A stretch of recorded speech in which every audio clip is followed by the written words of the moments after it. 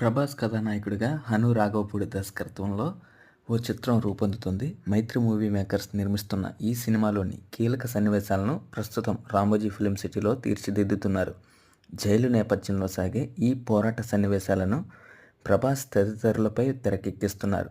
చారిత్రక కథతో రూపొందుతున్న ఈ చిత్రంలో ఇమాన్వి నాయికగా నటిస్తుంది. మరోపక్క ప్రముఖ మలయాళ దర్శకుడు ప్రియదర్శన్ రూపొందిస్తున్న భూత్ బంగ్లా చిత్రీకరణ కూడా జరుగుతోంది.